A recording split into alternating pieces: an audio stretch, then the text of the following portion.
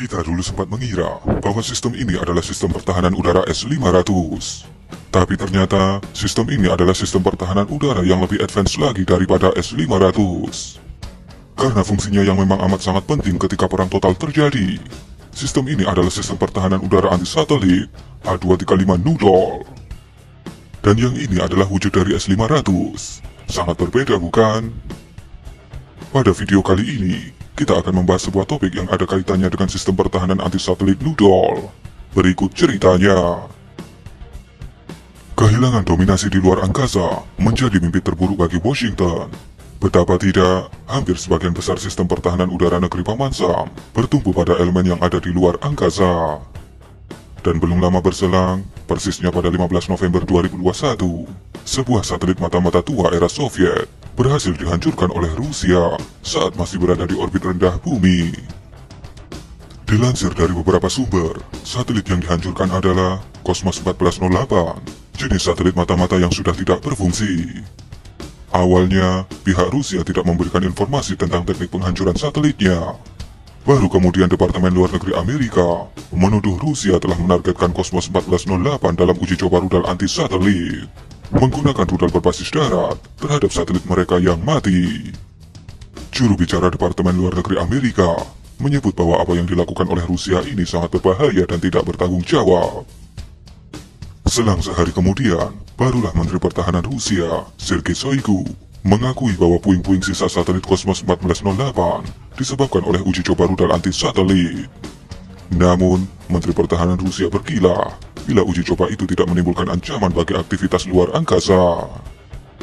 Tapi kabarnya, para astronot yang berada di Stasiun Luar Angkasa Internasional atau International Space Station alias ISS sempat dibuat panik gara-gara aktivitas Rusia ini.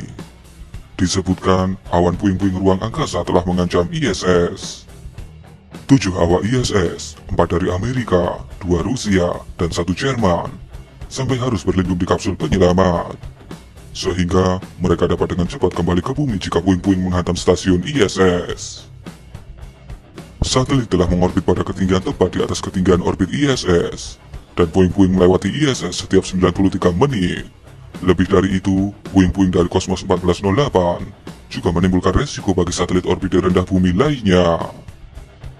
Meski belum ada konfirmasi resmi, tapi diduga jenis rudal yang digunakan untuk menghancurkan satelit Cosmos 1408 ini adalah A235PL-19 Noodle.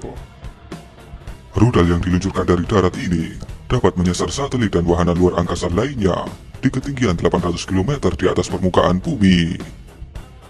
Kecepatan rudal ini pun menakutkan. Beberapa literasi menyebut Noodle dapat melesat hingga kecepatan 3 km per detik. Noodle memiliki varian rudal yang mampu beroperasi pada 3 rentang jangkauan. Untuk jarak jauh, mengambil platform rudal 51T6 disebut mampu menghancurkan target pada jarak hingga 1500 km pada ketinggian hingga 800 km. Untuk jarak menengah, menggunakan platform rudal 58R6 dirancang untuk mencapai target pada jarak hingga 1000 km pada ketinggian hingga 120 km.